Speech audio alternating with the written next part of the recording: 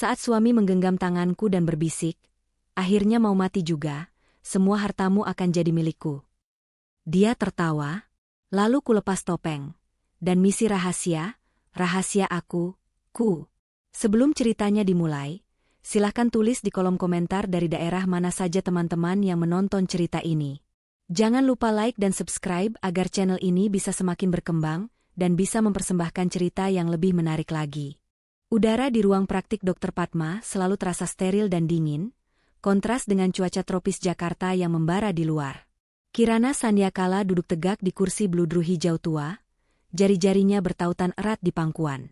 Ia seorang wanita dengan aura keanggunan yang tak terbantahkan, pewaris tunggal Adhiguna Group, namun kini, di mata Dr. Padma, ia hanyalah seorang pasien yang tengah menunggu vonis terberat dalam hidupnya. Dr. Padma, seorang spesialis hematologi dengan reputasi internasional, menggeser beberapa berkas di mejanya.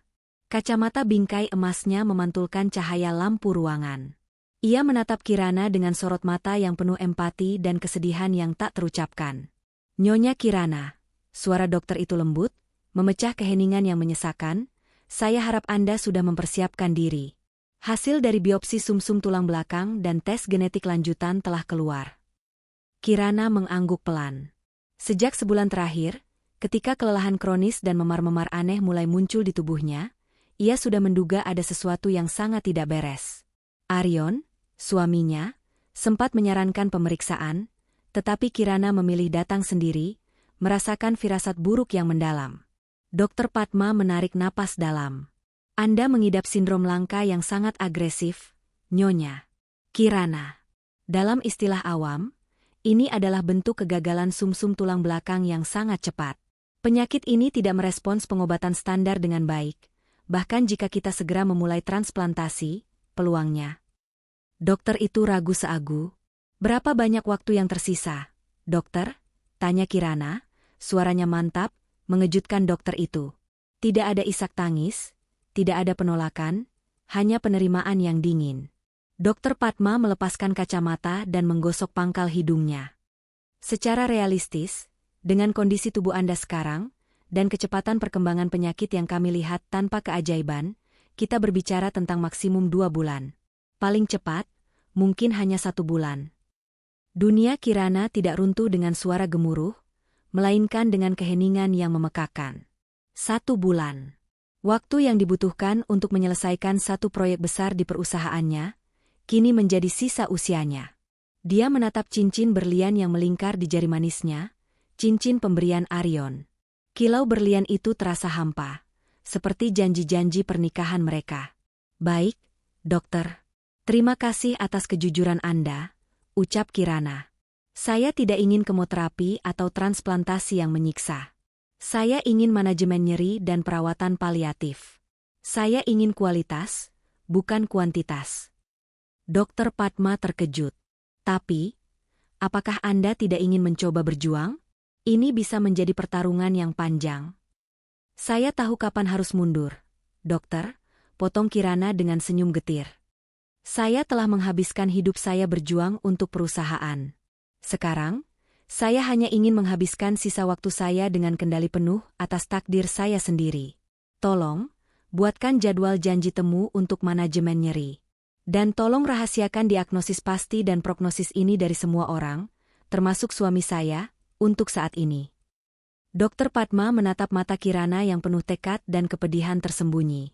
Ia melihat bukan sekadar pasien yang sekarat, tetapi seorang wanita yang merencanakan bab terakhirnya dengan kecerdasan yang tajam. Ia setuju. Kirana meninggalkan ruangan itu, bukan sebagai Kirana yang kaya raya dan berkuasa, tetapi sebagai Kirana yang memiliki sisa waktu 1 bulan, dan sebuah misi baru yang tiba-tiba muncul di benaknya. Memahami siapa yang akan dia tinggalkan. Malam itu, Kirana kembali ke rumah megah mereka yang sunyi di kawasan elit Jakarta Selatan. Rumah itu adalah perwujudan sempurna dari status mereka. Arsitektur minimalis yang elegan, kolam renang tak bertepi, dan interior yang dihiasi karya seni mahal.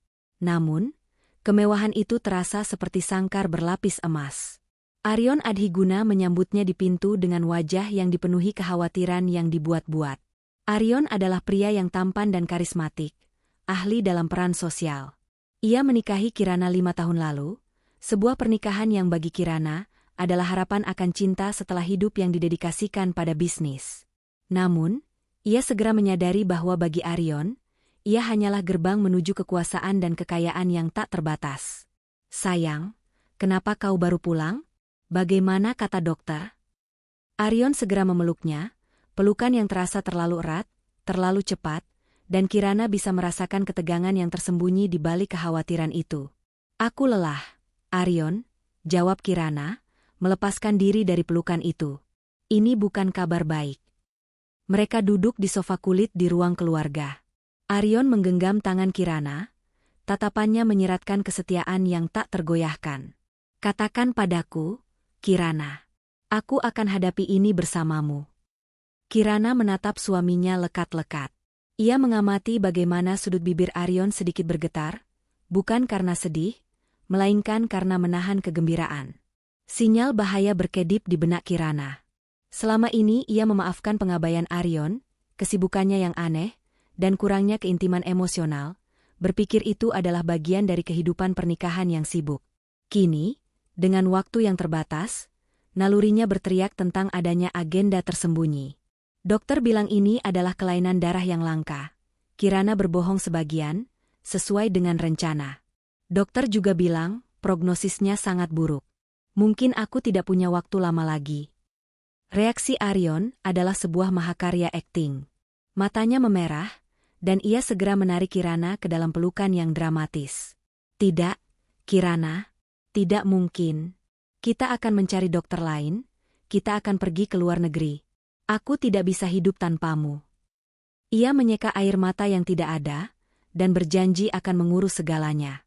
Ia menghabiskan sisa malam itu dengan berpura-pura menjadi suami yang sangat protektif, bahkan memesankan makanan kesukaan Kirana dan menemaninya menonton film. Namun, Kirana melihat jauh melampaui topeng itu. Ketika Arion pergi sebentar untuk menelepon rumah sakit di Singapura, Kirana mengintip melalui celah pintu. Arion tidak menelepon rumah sakit. Ia sedang sibuk membuka aplikasi bank di ponselnya, meneliti saldo rekening, dan sesekali tersenyum tipis. Senyum yang dingin, penuh antisipasi. Malam itu, Kirana tidur di kamar terpisah, beralasan ia harus sendirian. Di kegelapan, ia membuat keputusan, ia tidak akan mati sebagai korban dari pengkhianatan suaminya. Ia akan mati sebagai dalang dari keadilan yang dingin. Keesokan harinya, Kirana merencanakan kunjungan tindak lanjut ke Dokter Padma. Kali ini, ia meminta Arion untuk ikut, dengan alasan ia terlalu lemah untuk mendengarkan rincian medis sendirian. Arion langsung setuju, melihat ini sebagai kesempatan untuk mengumpulkan informasi vital tentang sisa waktu Kirana, dan yang lebih penting, potensi kelayakan wasiatnya. Sebelum berangkat, Kirana menyiapkan sebuah perekam suara digital yang sangat kecil, seukuran kancing baju. Ia menyematkannya di bagian dalam tas tangan desainer miliknya, menunjukkannya ke arah yang memungkinkan ia menangkap suara dengan jelas di ruang tunggu dokter. Setibanya di klinik, suasana dibuat tegang. Kirana memainkan peran pasien yang rentan dengan sempurna. Dokter Padma, yang sudah tahu rencana Kirana, memainkan perannya sebagai dokter yang putus asa namun profesional. Ia mengulang diagnosis yang samar dan menekankan betapa pentingnya dukungan emosional dari suami. Setelah konsultasi berakhir, Kirana meminta waktu sebentar untuk menggunakan kamar mandi di dalam ruang praktik, beralasan ia merasa pusing. "Arion, sayang, tolong temani saja Dokter Padma sebentar." "Aku tidak akan lama," ucap Kirana, memegang tangan suaminya. Saat Kirana masuk ke kamar mandi, dia segera mematikan keran, tetapi tetap membuka pintu sedikit. Di luar, Arion dan Dokter Padma masih berdiri di samping meja pemeriksaan. "Dokter," kata Arion, suaranya segera berubah dari penuh kesedihan menjadi bernada bisnis. "Tolong, jujur saja pada saya. Berapa lama lagi?" Kirana sangat rapuh. "Saya harus mengurus administrasi dan mentalnya." Dokter Padma menjawab dengan hati-hati. "Seperti yang saya katakan, TN Arion, ini bisa sangat cepat. Kita berbicara antara 4 hingga 6 minggu dari sekarang. Saya telah memberikan resep untuk manajemen nyeri. Dan..." Arion memotongnya, matanya berbinar dengan kegilaan yang nyaris tidak terkontrol. Ia membungkuk ke arah dokter, memastikan Kirana tidak mendengar. Dokter, saya tidak akan berbohong. Saya mencintai Kirana, tentu saja, tapi saya harus mempersiapkan masa depan saya. Dia telah menulis wasiat yang memastikan saya menjadi ahli waris tunggal. Jadi, 4-6 minggu, itu sudah pasti. Dokter Padma merasa jijik, tetapi dia harus mengikuti permintaan Kirana. Dalam ilmu medis, tidak ada yang pasti, T.N. Aryon, tetapi itu adalah perkiraan yang paling mendekati. Kemudian, hal yang paling ditakuti Kirana terjadi, sekaligus membenarkan ketakutan terburuknya. Aryon Adhiguna bersandar di meja dokter, memasang senyum lebar yang mengerikan, senyum yang belum pernah Kirana lihat ditujukan padanya. Syukurlah, bisiknya, suaranya penuh lega yang menjijikkan. Akhirnya mau mati juga, ya. Semua hartanya akan jadi milikku. Saya bisa melunasi utang-utang lama saya dan memulai hidup baru. Terima kasih, dokter. Dia tertawa, tawa kecil, kering, dan gembira. Di dalam kamar mandi, air mata Kirana menetes, bukan karena sedih, tetapi karena amarah yang dingin dan tekad yang membatu. Bukti sudah ada. Pengkhianatan itu nyata, didokumentasikan. Misi, rahasia aku, bukan lagi tentang membalas dendam, tetapi tentang menjamin keadilan dan menjaga warisan keluarganya dari tangan serakah. Ketika Kirana keluar, ia bersikap seolah-olah ia baru saja muntah. Aryon segera kembali ke peran suami yang penuh kasih, mengelus punggung Kirana dengan sentuhan yang kini terasa seperti sentuhan ular. Sore harinya, Kirana membuat alasan bahwa ia ingin bertemu Jati Wasista, sahabat lamanya yang kini menjadi pengacara litigasi terkenal, untuk membahas beberapa dokumen perusahaan yang tertunda. Aryon tidak curiga, karena Jati memang pengacara kepercayaan Kirana dalam banyak hal bisnis. Jangan terlalu lama, sayang. Kau harus istirahat, pesan Aryon, memberinya ciuman di dahi, ciuman yang terasa seperti cap kepemilikan. Kirana bertemu Jati di kantor pengacaranya yang terletak di lantai atas gedung pencakar langit. Jati Wasista, pria berwibawa dengan rambut yang mulai memutih di pelipis, adalah satu-satunya orang yang Kirana percaya sepenuhnya. Jati adalah seorang wasista, orang yang bijaksana dan berintegritas. Kau terlihat pucat, Kirana. Ada apa? Kau bilang hanya dokumen biasa, kata Jati, menawarkan kopi. Kirana menggeleng. Jati, aku butuh bantuanmu, tetapi yang kulakukan ini harus dirahasiakan sepenuhnya. Bahkan dari bayanganmu sendiri. Jati menatap mata Kirana yang penuh keputusasaan dan api yang sama. Ia segera menutup tirai kantornya, mengunci pintu, dan mematikan telepon. Kirana menceritakan semuanya. Diagnosis, perkiraan waktu yang tersisa, dan pengkhianatan Aryon. Dia memutar rekaman suara dari tas tangannya. Suara tawa Aryon yang penuh kemenangan dan kata-kata kejinya memenuhi ruangan yang sunyi. Jati mendengarkannya tanpa interupsi, wajahnya mengeras karena marah. Ketika rekaman selesai, ia memukul meja dengan kepalan tangan, emosinya tumpah. Bajingan. Aku sudah curiga sejak awal, Kirana. Aku tahu dia hanya mengincar hartamu. Kenapa kau tidak dengarkan aku? Jati nyaris berteriak. Waktunya sudah habis untuk penyesalan, Jati. Aku hanya punya maksimal 1 bulan. Aku tidak ingin Aryon mendapatkan 1 sen pun dari aset keluargaku, kecuali yang sudah ia kumpulkan sendiri. Aku ingin dia tidak mendapatkan apa-apa dari wasiatku, selain pelajaran yang sangat mahal. Kita harus segera mengubah wasiat, Kirana, kata Jati, kembali ke mode profesionalnya, menarik napas dalam-dalam. Wasiat lamamu sangat sederhana.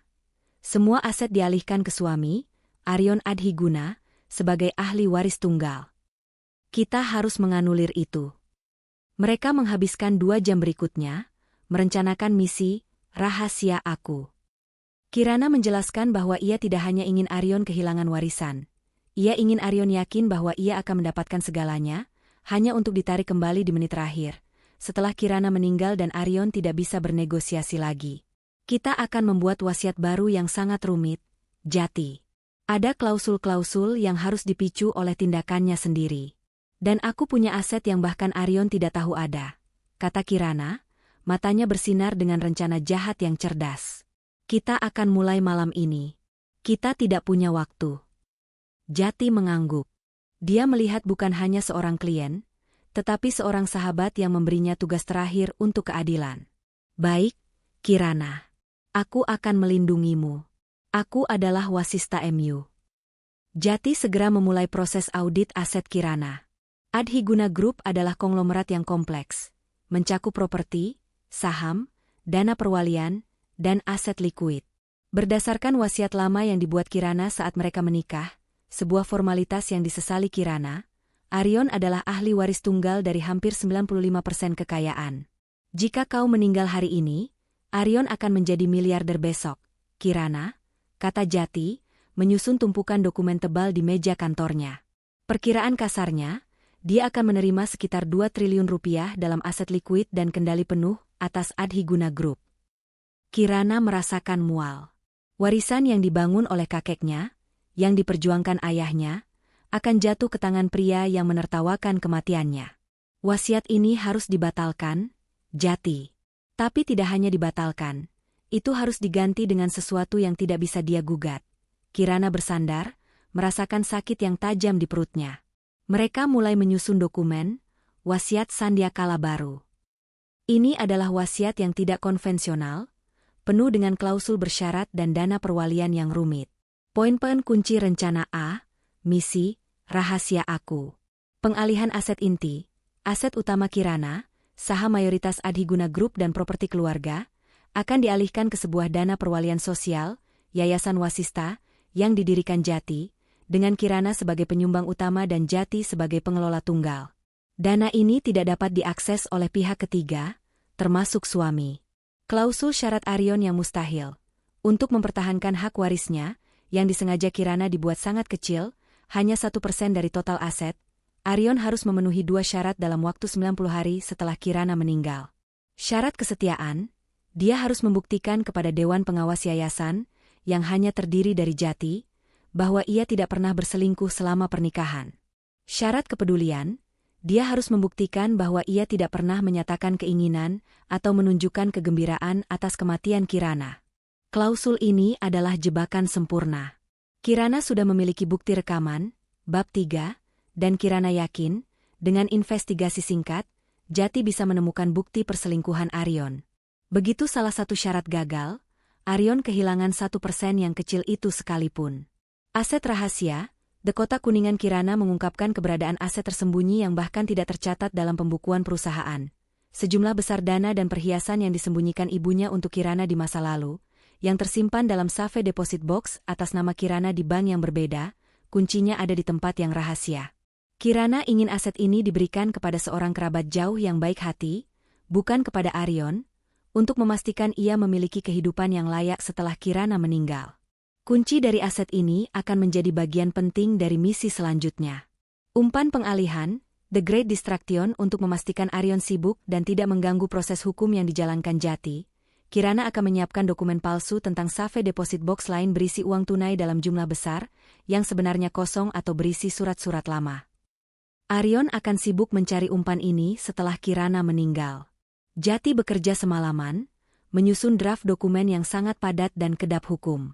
Kirana mengoreksi setiap detail, memastikan tidak ada celah yang bisa dimanfaatkan pengacara Arion. Rasa sakit di tubuhnya tidak sebanding dengan kepuasan dingin yang ia rasakan dalam menyusun pembalasan ini. Kita akan menandatangani ini besok pagi, Kirana, kata Jati, menatap arlojinya. Kita harus menggunakan notaris yang benar-benar tidak terikat dengan pihak manapun, dan bukan notaris yang biasa mengurus urusan bisnismu. Ya. Aku akan mengirimkan lokasi kuncinya padamu nanti, Jati. Kunci Kotak Kuningan ada di balik lukisan di ruang kerjaku. Hanya aku yang tahu letaknya. Ambil itu sebelum aku benar-benar lemah, pinta Kirana.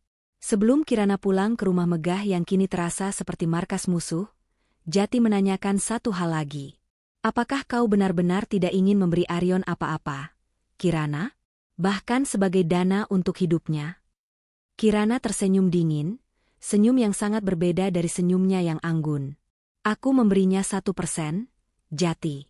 Itu cukup untuk bertahan hidup, bukan untuk berfoya-foya. Dia harus belajar untuk bekerja, seperti yang kulakukan. Lagi pula, aku tidak hanya meninggalkannya dengan uang yang sedikit. Aku meninggalkannya dengan warisan yang tak ternilai harganya. Penyesalan seumur hidup. Kirana meninggalkan kantor Jati dengan perasaan lega dan tujuan yang jelas. Sisa waktu hidupnya bukan lagi tentang kesedihan, tetapi tentang pelaksanaan misi terakhir.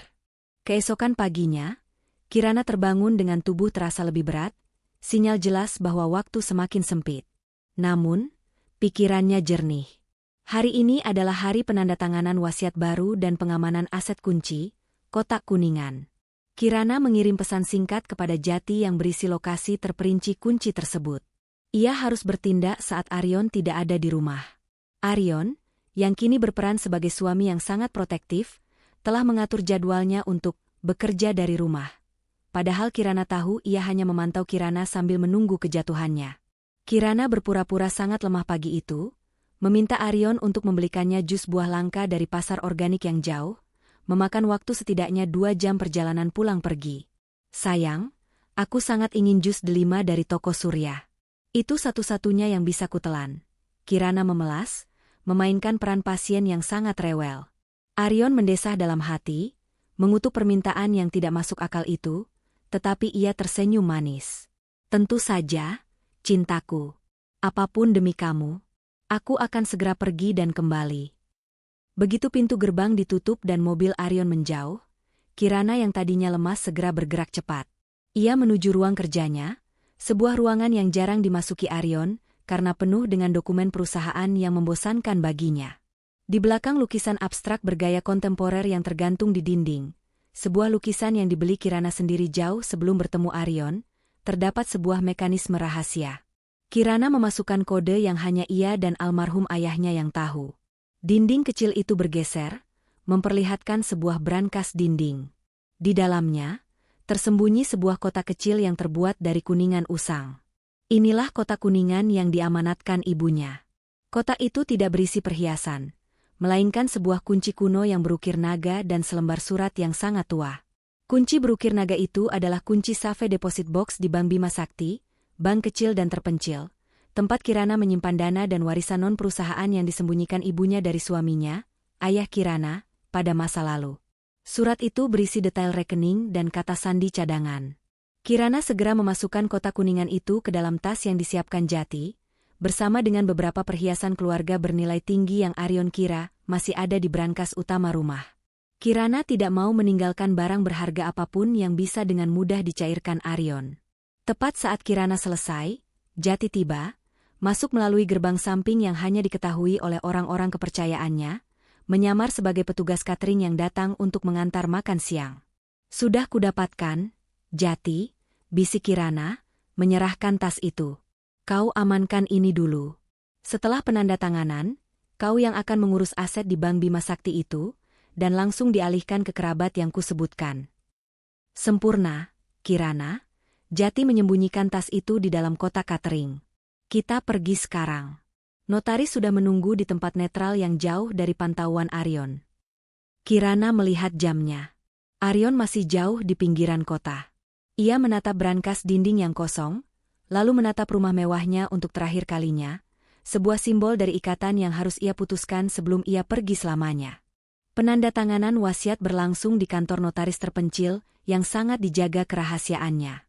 Notaris, seorang wanita tua yang merupakan teman kuliah Jati, tidak memiliki hubungan apapun dengan Adhiguna Group atau Aryon Adhiguna.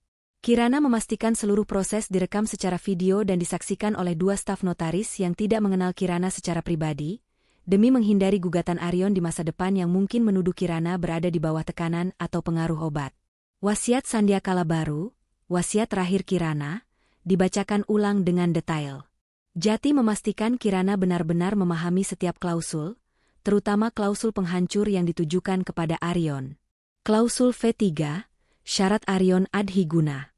Untuk menghindari keraguan hukum, dan mengingat Aryon Adhiguna adalah pasangan hidup sah, ia berhak menerima warisan sebesar 1%, dari nilai total aset bersih Kirana Sandiakala pada tanggal kematian. Namun, penerimaan 1% tersebut secara mutlak bergantung pada pemenuhan 2 syarat wajib berikut, dalam waktu 90 hari kalender setelah pembacaan wasiat. Bukti otentik, diverifikasi oleh pengelola wasiat, Jati Wasista, bahwa Aryon Adhiguna tidak pernah terlibat dalam perselingkuhan fisik atau emosional selama masa perkawinan. Bukti otentik, diverifikasi oleh pengelola wasiat, bahwa Aryon Adhiguna tidak pernah secara eksplisit atau implisit menyatakan, mengharapkan, atau menunjukkan kegembiraan atas kematian Kirana Sandyakala selama masa sakitnya. Kirana menandatangani dokumen tebal itu dengan tangan yang sedikit gemetar, bukan karena ketakutan, tetapi karena rasa sakit fisik dan juga rasa puas. Ia meletakkan pena itu, menutup bab pernikahan palsunya. Wasiat ini bersifat final dan mengesampingkan semua wasiat sebelumnya. Jati, ujar Kirana. Aku juga ingin merekam pesan video tambahan. Kirana duduk di depan kamera. Wajahnya yang pucat dipenuhi ketegasan. Untuk Dewan Pengawas Yayasan, dan yang lebih penting, untuk pengadilan, jika Aryon mencoba menggugat. Saya membuat wasiat ini dalam kondisi pikiran yang waras dan sehat, meskipun tubuh saya sakit. Saya tahu siapa suami saya. Dia menikahi kekayaan saya. Dia berharap saya mati. Saya punya bukti, yang akan diserahkan Jati jika diperlukan. Warisan keluarga Sandyakala harus kembali ke tujuan yang benar, yaitu membantu mereka yang membutuhkan, bukan memperkaya seorang pengkhianat. Ini adalah keinginan terakhir saya. Setelah rekaman selesai, Jati mengambil semua dokumen asli dan kotak kuningan. Mereka akan aman di brankas terenkripsi milik firma hukum saya. Aryon tidak akan pernah bisa menyentuhnya. Mulai sekarang, Kirana, fokuslah pada dirimu.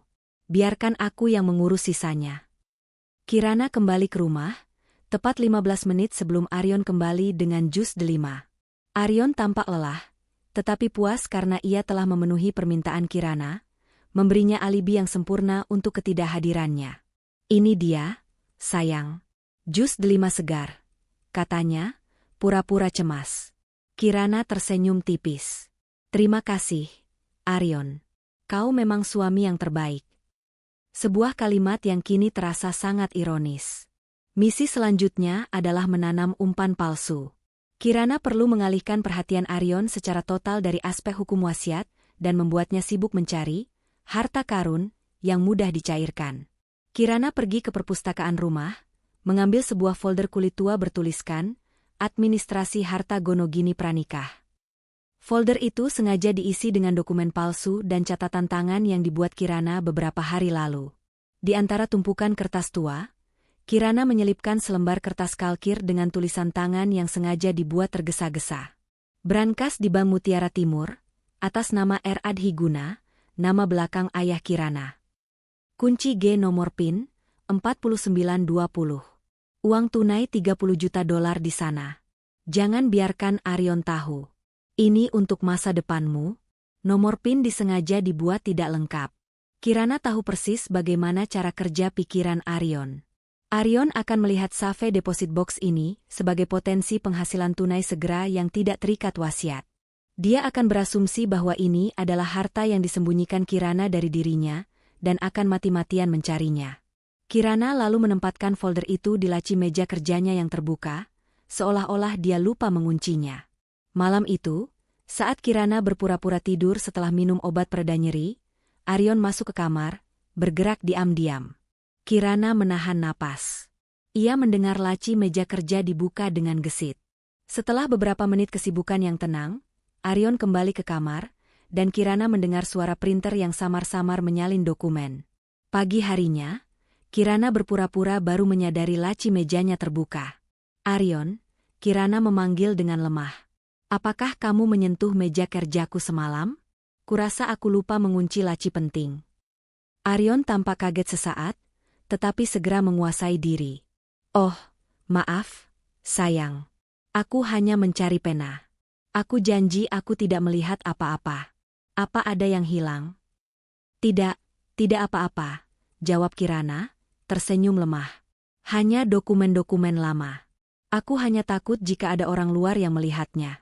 Tolong bantu aku menguncinya, ya? Aryon mengangguk, hatinya berdebar-debar karena kegembiraan. Dia sudah menyalin dokumen tentang Bank Mutiara Timur. Di benaknya, dia tidak hanya mewarisi kekayaan Kirana melalui wasiat, yang ia yakini wasiat lama, tetapi juga mendapatkan bonus tunai sebesar $30 juta secara rahasia. Sejak saat itu, fokus Aryon bergeser total. Dia mulai menghabiskan waktunya dengan melakukan panggilan bisnis rahasia, yang sebenarnya adalah panggilan ke Bank Mutiara Timur, mencoba melacak Safe Deposit Box atas nama R. Adhiguna. Kirana telah memenangkan pengalihan perhatian pertamanya. Minggu-minggu berlalu. Kondisi fisik Kirana menurun dengan cepat. Namun, kekuatan mentalnya tetap utuh, didorong oleh tekad untuk menyelesaikan misinya. Aryon, di sisi lain, menjadi semakin gelisah dan tidak sabar. Dia terus mencari Safe Deposit Box di Bank Mutiara Timur, yang ternyata adalah bank fiktif. Kirana memilih nama bank yang sudah bangkrut 20 tahun lalu. Kegagalannya menemukan brankas $30 juta itu membuatnya frustrasi, tetapi ia tetap yakin bahwa hartanya sudah dijamin melalui wasiat Kirana. Aryon mulai melakukan langkah-langkah yang menunjukkan kesiapan totalnya untuk menjadi duda kaya. Panggilan pengacara pernikahan, Aryon sering menelepon pengacara pernikahannya, menanyakan timeline legal setelah kematian Kirana. Kirana mendengarnya berbicara di telepon, selalu mengakhiri percakapan dengan, "Ya, saya yakin wasiatnya masih yang lama. Dia memastikan saya diurus." Menjual barang kecil, dengan alasan meringankan beban Kirana, dan membayar perawatan medis tambahan, Aryon mulai menjual beberapa koleksi anggur mahal Kirana dan jam tangan mewah miliknya. Kirana membiarkan Aryon merasa dia sudah mendapatkan keuntungan. Tekanan emosional. Aryon sering bertanya kepada Kirana tentang dokumen asuransi jiwa dan pensiun, serta aset mana yang mudah diuangkan. "Sayang, hanya untuk memastikan semuanya tertata rapi," katanya dengan wajah penuh perhatian palsu. Kirana menghadapi semua ini dengan kelemahannya yang meyakinkan. Setiap kali Aryon bertanya tentang wasiat, Kirana akan tersenyum dan berbisik, "Tentu saja, Aryon. Aku sudah mengurus semuanya demi masa depanmu. Jangan khawatir." Kata-kata, "masa depanmu," dan "mengurus semuanya," memberikan ketenangan palsu bagi Aryon. Dia yakin Kirana terlalu lemah dan terlalu mempercayainya untuk melakukan perubahan besar pada dokumen wasiat, terutama setelah dia menjadi suami terbaik selama masa sakitnya. Namun, di balik layar, Jati bekerja tanpa henti. Dia sudah berhasil mengakses dan mengalihkan aset dari Bank Bima Sakti, Kota Kuningan, ke kerabat jauh Kirana. Jati juga mengumpulkan bukti tambahan tentang Aryon, termasuk detail perselingkuhan Aryon dengan seorang rekan kerja dari sebuah perusahaan event organizer. Jati melaporkan, "Aku sudah mendapatkan bukti perselingkuhan Kirana. Foto dan chat eksplisit. Sudah aman di folder bukti. Aryon pasti akan gagal memenuhi syarat kesetiaan." Kirana memejamkan mata sejenak, membayangkan wajah Aryon saat kebohongannya terbongkar. Pembalasan ini terasa pahit manis. Dengan sisa waktu yang semakin menipis, Kirana tahu bahwa ia harus membuat satu persiapan terakhir, memastikan tidak ada satupun bukti pengkhianatan Aryon yang bisa dihapus. Pada hari itu, Kirana merasa sangat buruk. Jati datang mengunjunginya, menyamar sebagai teman bisnis yang menjenguk, dengan membawa dokumen dan laptop di dalam tas. "Aku butuh kau menyegel ini, Jati." "Segel kebenaran," pinta Kirana. Kirana menyerahkan 2 flash drive terenkripsi kepada Jati. Flash drive 1, berisi salinan wasiat Sanyakala baru yang sudah ditandatangani dan dilegalisir. Flash drive 2, berisi rekaman suara pengakuan Aryon di bab 3, pesan video Kirana kepada pengadilan, bab 7, dan semua bukti perselingkuhan Aryon yang dikumpulkan Jati. "Kau harus menyimpan ini di brankas teramanmu, Jati. Hanya kau yang bisa membukanya. Jika Aryon mencoba menggunakan kekerasan atau menggugat, ini adalah amunisi kita," kata Kirana. Jati memasukkan kedua flash drive itu ke dalam tasnya. "Aku akan menjamin kerahasiaannya, Kirana. Bahkan jika Aryon mencoba menyogokku, itu tidak akan berhasil." "Aku tahu," Kirana tersenyum. Selanjutnya, Kirana meminta Jati untuk menghubungkan laptop ke televisi rumah saat Aryon sedang keluar sebentar. Kirana merekam satu video terakhir, ditujukan langsung kepada Aryon, yang ia simpan di akun cloud rahasia yang terhubung ke email Aryon. Pesan rahasia Kirana. "Untuk suamiku, Aryon. Ketika kamu menonton ini, berarti aku sudah pergi. Aku berharap kamu telah menjadi suami yang baik di hari-hari terakhirku. Aku telah melakukan semua yang aku bisa untuk memastikan kamu mendapatkan apa yang pantas kamu dapatkan. Jangan khawatir tentang wasiat. Semuanya sudah kuatur dengan sempurna. Aku mencintaimu, dan kebenaran akan segera terungkap. Pesan ini dirancang untuk dua tujuan. Meyakinkan Arion bahwa ia aman dan warisannya terjamin, sampai ia mendengar tentang wasiat baru. Menyampaikan kode bahwa Kirana tahu segalanya, kebenaran akan segera terungkap. Jati menyaksikan dengan penuh kesedihan saat Kirana menyelesaikan pesan itu. Setelah Jati pergi, Kirana menarik napas lega. Semua persiapan hukum dan finansial telah selesai. Ia kini menatap Arion, yang kembali dengan membawa bunga, dan tahu bahwa permainan psikologis telah mencapai babak final. Kirana telah mengubah dirinya dari pasien yang sekarat menjadi perencana kejatuhan suaminya sendiri. Hitungan mundur kini benar-benar dimulai. Diagnosis awal Dr. Padma terbukti akurat. Saat Kirana memasuki minggu-minggu terakhir hidupnya, kondisi fisiknya memburuk drastis. Rasa lelah menjadi beban permanen, dan rasa sakit yang tumpul kini seringkali berubah menjadi tajam. Ini adalah realitas yang harus ia hadapi, namun tekadnya tetap menjadi perisai mental. Arion, menyadari bahwa Kirana benar-benar diambang kematian, melepaskan sisa-sisa topengnya, hanya mempertahankannya di depan perawat dan staf rumah tangga. Ketidaksabarannya tidak lagi bisa disembunyikan. Kirana, sayang, apakah kau yakin kau tidak ingin mengubah pengaturan bankmu? Hanya agar lebih mudah diakses setelah kau tahu. Arion bertanya suatu pagi, saat Kirana terbaring di tempat tidur. Ia sengaja menanyakan ini setiap beberapa hari. Tidak perlu, Arion, jawab Kirana dengan suara bergetar yang terdengar lemah, tetapi penuh kendali. Semua sudah terintegrasi ke dalam dana perwalian utama perusahaan. Kau tahu, sistem yang ayahku buat. Semua akan mengalir ke sana, lalu ke tanganmu. Jangan khawatirkan hal-hal kecil.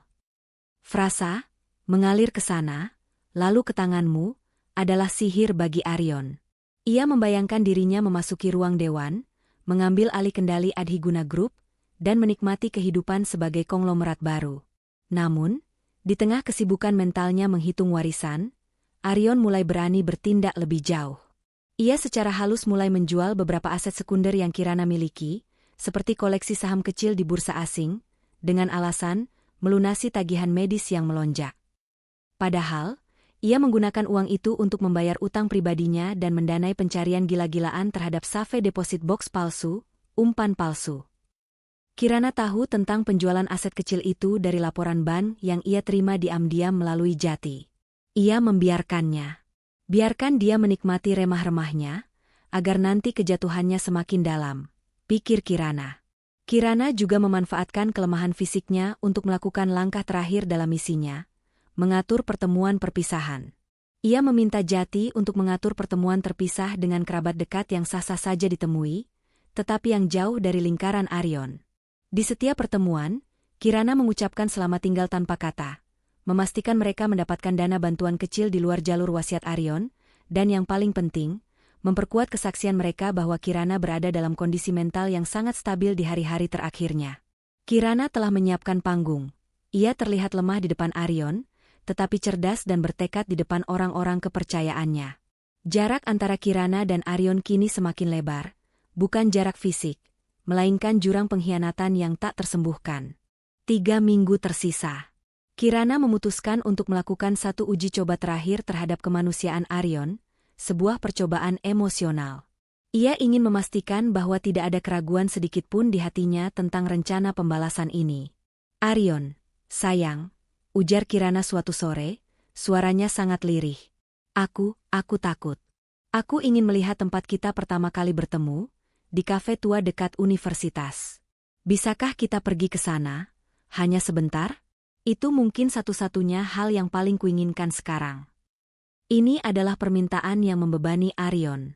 Dia sedang sibuk melacak ban mutiara timur palsu, dan dia benci kafe yang kumuh itu.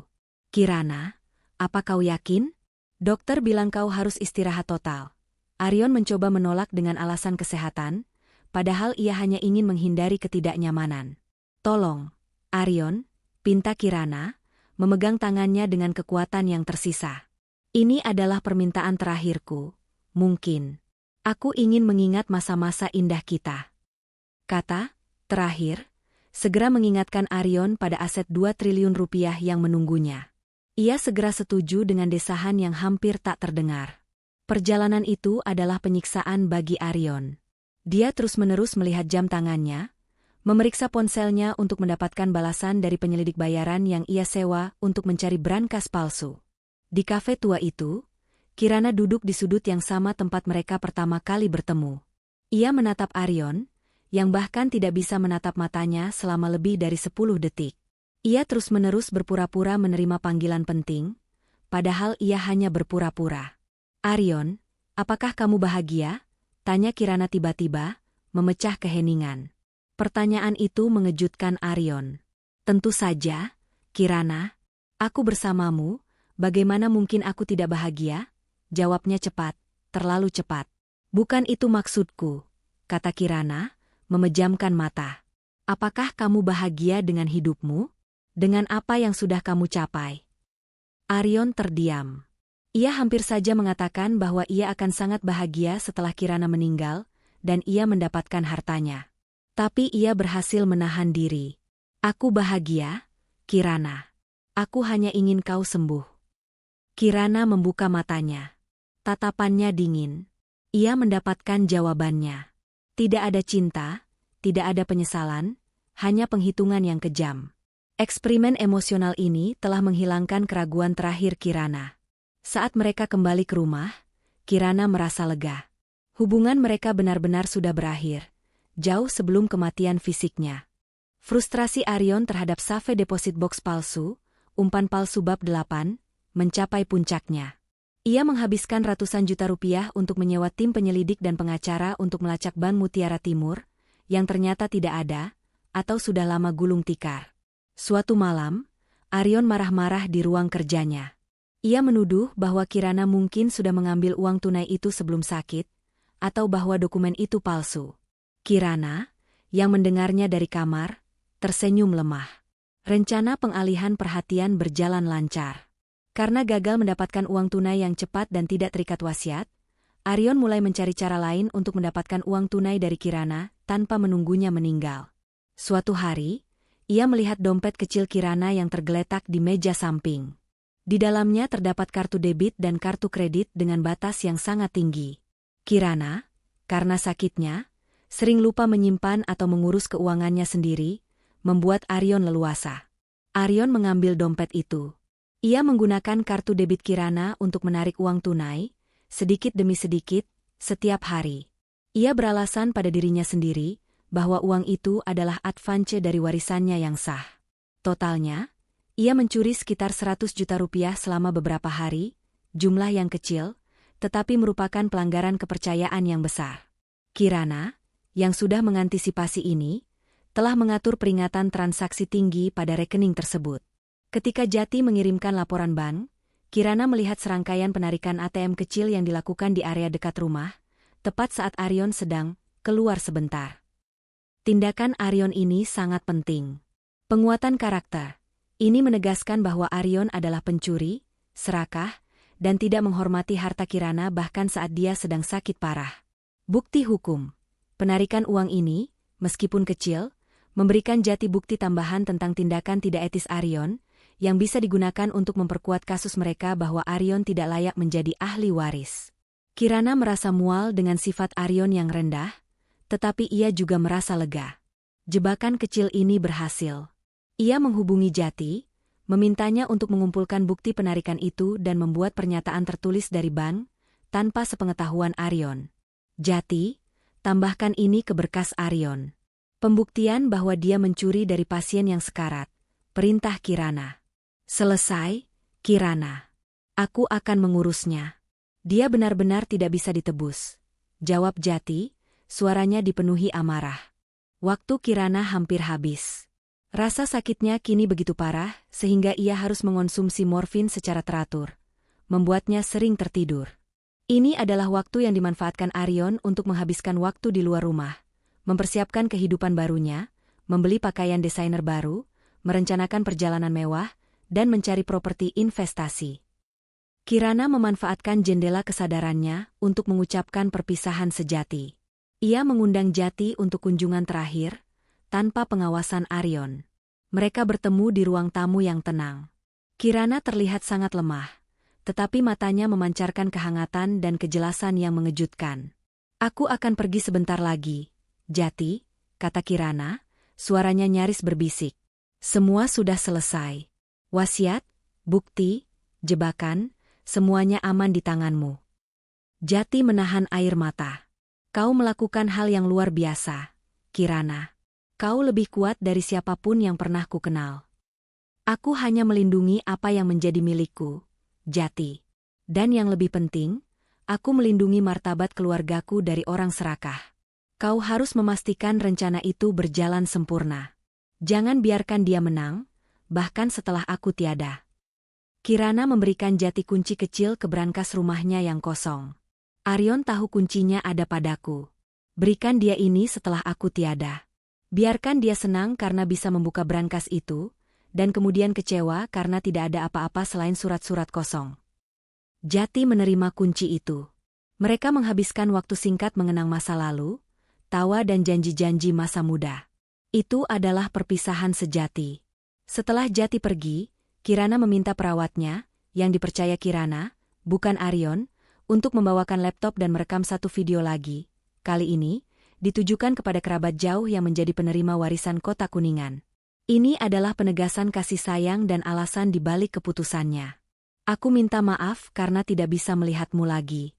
Tolong gunakan warisan ini untuk menciptakan kehidupan yang baik, kehidupan yang jauh dari ketamakan dan kebohongan. Jaga dirimu, katanya dalam video. Kirana menyelesaikan semua benang merahnya. Ia telah mengatur keadilan, perpisahan, dan perlindungan untuk orang-orang yang ia cintai. Ia kini siap melepaskan segalanya. Malam terakhir Kirana, Arion berada di kamar sebelah, berbicara dengan lantang di telepon tentang rencana perjalanan pasca pemakaman ke Maldives. Dia tidak peduli untuk merendahkan suaranya, yakin Kirana sudah terlalu terbius morfin untuk mendengar. Di kamar tidurnya, Kirana menatap langit-langit. Rasa sakitnya telah diredam oleh obat, tetapi ia merasakan penarikan napas yang semakin sulit. Ia tahu, saatnya telah tiba. Ia memejamkan mata. Ia membayangkan wajah Jati, wajah kerabat yang ia lindungi, dan wajah ayahnya. Kemudian, ia memikirkan Arion, yang kini tertawa terbahak-bahak di kamar sebelah, membayangkan jet pribadi dan kapal pesiar. Kirana tersenyum. Senyum itu bukan senyum kesedihan, melainkan senyum kemenangan. Ia tahu, di balik kematiannya yang menyedihkan, ia meninggalkan sebuah kejutan terbesar dalam hidup Arion. Napasnya melambat, semakin lambat. Beberapa menit kemudian, di kamar sebelah, Arion menutup teleponnya dengan riang. Ia memutuskan untuk mengecek Kirana sebentar, hanya untuk memastikan alibinya. Dia masuk. Kirana terbaring damai. Arion menaruh tangannya di pergelangan tangan Kirana, dan segera menariknya kembali. Dingin. Kirana Sandyakala telah meninggal. Arion merasakan lonjakan kegembiraan yang tak tertahankan, tetapi ia segera memaksakan wajah sedih. Dia mengambil ponselnya, tetapi alih-alih menelepon ambulans atau kerabat, dia menelepon Jati, pengacara Kirana. Jati. Kirana, dia sudah pergi. Arion berbisik, suaranya pura-pura tersendat. Tolong segera urus prosedur wasiatnya. Aku akan segera menghubungimu besok untuk bertemu. Arion keluar dari kamar, menyeka air mata buaya, dan mulai memainkan peran duda yang berduka di depan staf rumah tangga. Namun, di dalam hatinya, dia sudah menghitung uang dan merencanakan pesta perayaan rahasia. Kirana telah pergi, tetapi misi rahasia aku baru saja akan dimulai.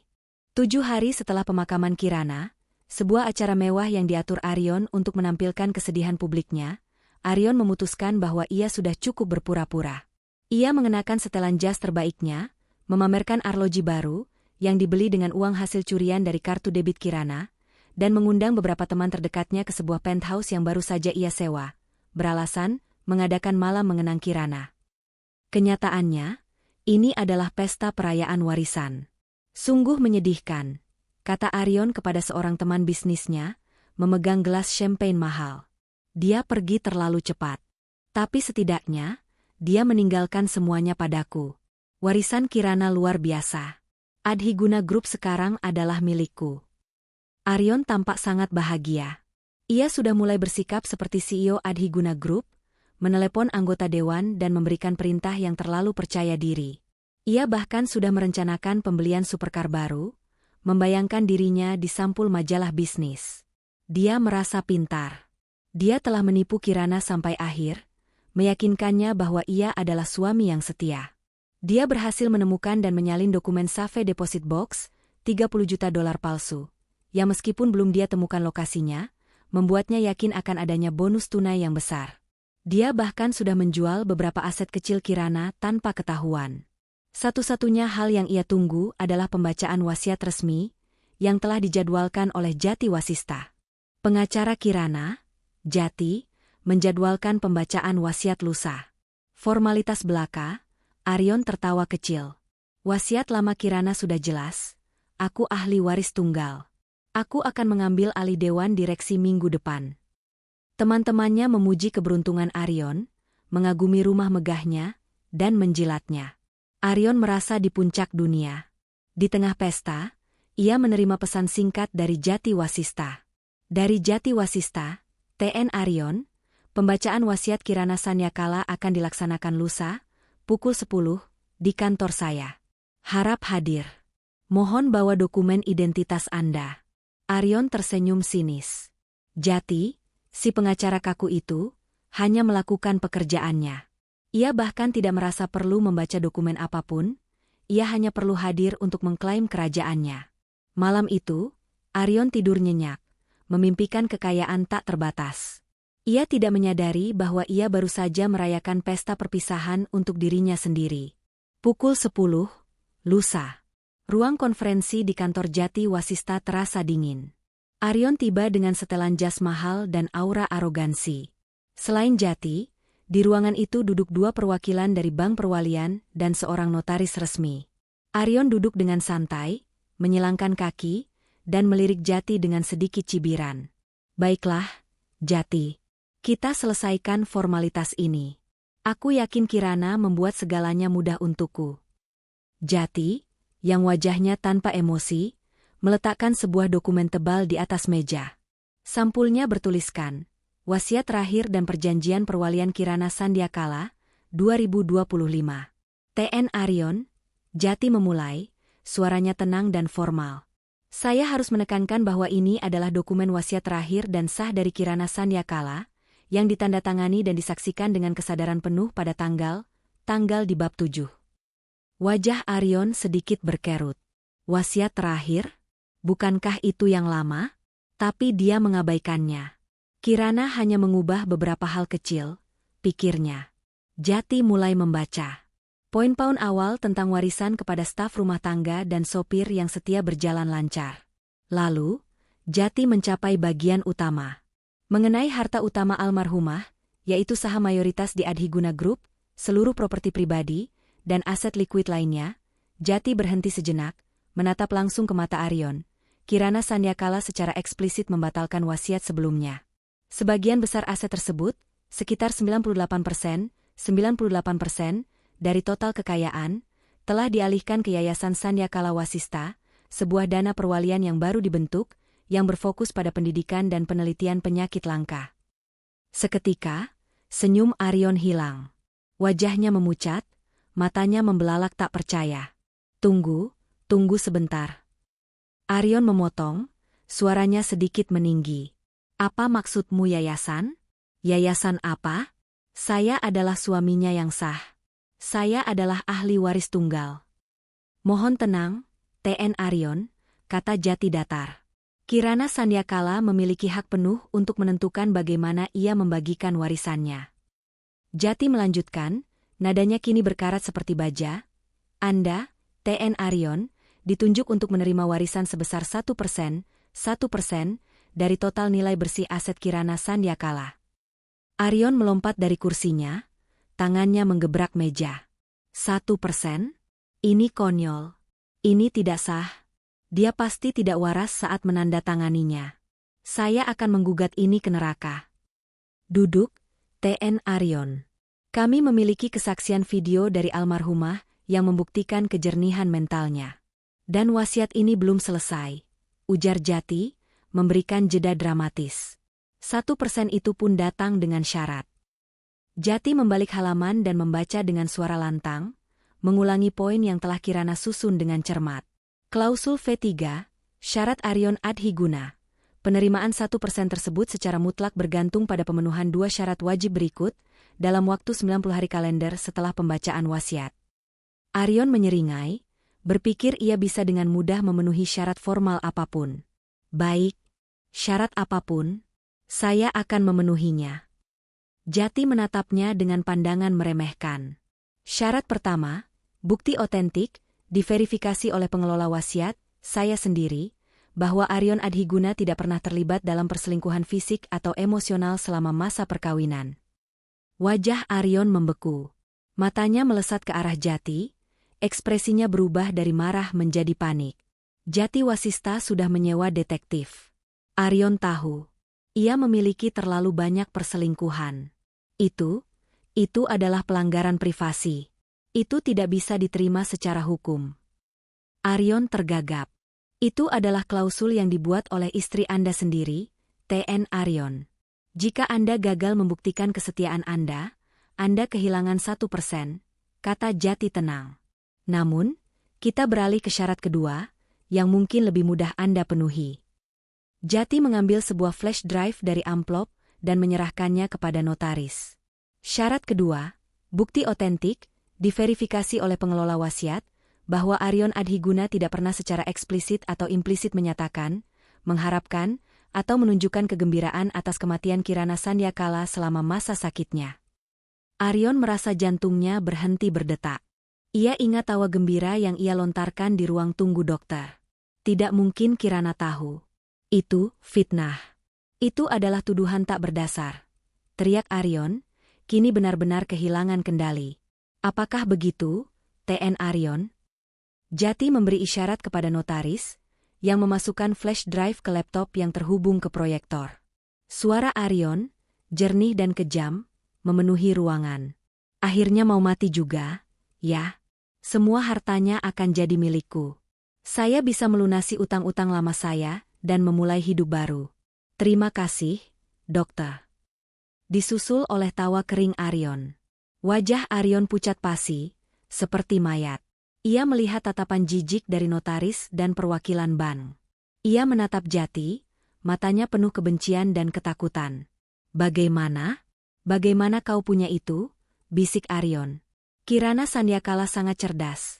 TN Aryon, jawab Jati, mematikan rekaman itu. Dia sudah tahu siapa Anda, sejak lama. Rekaman ini, ditambah bukti perselingkuhan yang kami miliki, dengan jelas menunjukkan bahwa Anda gagal memenuhi kedua syarat wasiat tersebut. Berdasarkan wasiat Sandyakala baru, Jati mengumumkan dengan suara keras, TN Aryon Adhiguna tidak berhak atas warisan apapun dari almarhumah Kirana Sandyakala. 0%. Kehancuran Aryon terjadi dalam hitungan detik. Ia berteriak, menendang kursi, dan mengancam akan membakar kantor Jati. Namun, kehadirannya yang kini hanya seorang pria yang bangkrut dan terbukti serakah tidak mengintimidasi siapapun. Ia hanyalah seorang penipu yang kehilangan mangsanya. Kirana telah mengambil semuanya dariku. Dia tidak bisa melakukan ini, raung Aryon. Dia sudah melakukannya, TN Aryon, kata Jati dingin, memberi isyarat kepada petugas keamanan untuk mengawal Aryon keluar. Kami juga memiliki catatan bank yang menunjukkan Anda mencuri dari rekeningnya saat dia sakit parah. Kami tidak akan melaporkannya, asalkan Anda tidak pernah mencoba menggugat wasiat ini. Warisan 1% Anda yang kecil itu pun, hangus karena pelanggaran etika dan klausul. Aryon diusir dari kantor Jati, statusnya berubah total dari calon miliarder menjadi pengangguran yang ditinggalkan. Sesuai permintaan Kirana, beberapa jam kemudian, Jati mengirimkan paket kurir ke alamat rumah Aryon. Itu adalah Kota Kuningan, bab 6. Aryon, yang sudah kembali ke rumah megah yang kini akan segera ia tinggalkan, semua properti adalah milik yayasan, melihat kotak usang itu. Di dalamnya, ia menemukan selembar kertas yang sangat berbeda dari dokumen wasiat yang tebal. Itu adalah tulisan tangan Kirana, berisi pesan terakhirnya untuk Arion. Aku sudah tahu, Arion. Sejak kau tertawa gembira di ruang tunggu dokter. Kau menikahi hartaku, bukan aku. Aku telah mengurus semuanya, seperti janjiku. Aku meninggalkanmu dengan 1% yang sudah hangus. Nikmati sisa kehidupan yang harus kau bangun sendiri. Terima kasih sudah mengajariku arti pengkhianatan. Kirana. Pesan itu menampar Arion lebih keras daripada hilangnya uang. Ia menyadari betapa cerdasnya Kirana, betapa telitinya dia merencanakan kejatuhannya, bahkan saat menghadapi kematian. Kirana telah membiarkannya merasa menang, hanya untuk menusuknya di akhir. Arion mencari save deposit box palsu yang ia temukan, umpan palsu, tetapi ia hanya menemukan surat-surat lama yang tidak berharga di Bank Mutiara Timur yang sudah bangkrut. Ia benar-benar tidak mendapatkan apa-apa. Arion mencoba menggugat wasiat itu. Ia menyewa pengacara termahal, tetapi Jati sudah siap. Jati menunjukkan bukti video, rekaman suara, dan seluruh dokumen yang dipersiapkan Kirana. Kasus itu runtuh. Arion menghadapi tekanan hukum yang begitu besar sehingga ia terpaksa menyerah. Setelah Arion benar-benar angkat kaki dari rumah mewah itu, Jati mengadakan konferensi pers atas nama Yayasan Sandiakala Wasista. Yayasan ini adalah perwujudan dari keinginan almarhumah Kirana Sandiakala untuk memberikan kembali kepada masyarakat. Jati mengumumkan, seluruh aset Adhiguna Group kini dikelola oleh yayasan, yang akan menyalurkan keuntungan untuk mendirikan sekolah dan fasilitas penelitian medis untuk penyakit langka. Ini adalah warisan sejati Kirana. Jati menjelaskan bahwa Kirana juga telah memastikan orang-orang yang ia cintai terlindungi. Uang dan perhiasan dari Kota Kuningan, aset rahasia, diberikan kepada seorang kerabat jauh Kirana yang bekerja sebagai guru, memastikan kerabat itu bisa hidup layak tanpa kemewahan yang berlebihan. Terkait Arion, Jati tidak menyebut namanya secara langsung, tetapi ia memberikan pernyataan samar-samar. Mengenai mantan pasangan Kirana, kami berharap dia menemukan jalan hidup yang baru. Kirana telah memastikan bahwa dia diberikan kesempatan untuk membangun kehidupannya sendiri, dengan sumber daya yang sangat terbatas, agar ia belajar nilai kerja keras. Bertahun-tahun kemudian, Jati Wasista, yang kini menjalankan Yayasan Sandiakala Wasista dengan sukses, mendengar kabar tentang Arion. Arion akhirnya harus menjual semua sisa aset pribadinya untuk membayar utang dan pengacara. Reputasinya hancur. Ia dicap sebagai penipu dan gigolo. Ia terpaksa bekerja di pekerjaan dengan gaji kecil, jauh dari kemewahan yang pernah ia impikan. Arion mendapatkan persentase kecil yang tidak tertulis, sebuah sisa dari penjualan aset kecil yang ia curi dari Kirana di bab 13, jumlah yang cukup untuk bertahan hidup, tetapi membuatnya jauh dari kekayaan. Suatu hari, Jati mengunjungi sekolah yayasan yang baru didirikan, sekolah yang didanai oleh aset-aset yang seharusnya menjadi milik Arion. Di dinding, terpajang foto Kirana yang tersenyum. Jati teringat kata-kata Kirana, aku tidak hanya meninggalkannya dengan uang yang sedikit. Aku meninggalkannya dengan warisan yang tak ternilai harganya. Penyesalan seumur hidup. Pembalasan Kirana tidak hanya menghilangkan kekayaan Arion, tetapi juga menelanjangi sifat aslinya di depan umum. Meninggalkannya dengan kekosongan dan penyesalan karena menertawakan kematian seorang wanita yang, meskipun terlambat, berhasil mengalahkannya dalam permainan terakhir dan paling penting dalam hidup mereka. Misi, rahasia aku, telah selesai. Kirana meninggal dengan damai, tetapi ia berhasil menciptakan keadilan dan meninggalkan warisan kebaikan, sementara suaminya yang serakah ditinggalkan dengan kehancuran yang ia ciptakan sendiri.